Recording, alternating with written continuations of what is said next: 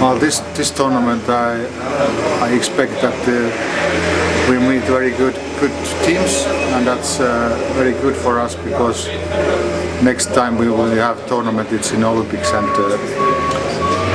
the better teams we can now meet, the better it gives us information and so on. So I don't look at so much about the details for the results, but I try to focus on what kind of game we can play.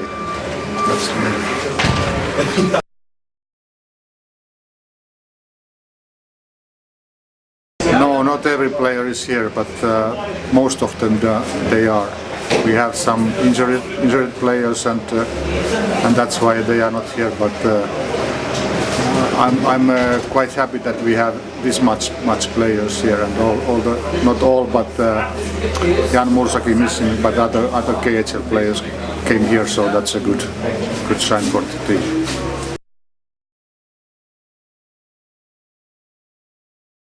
Really? Yeah. I didn't know. Yeah.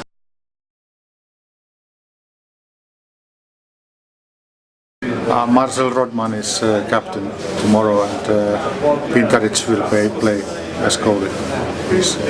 Okay. This is the selection we made already.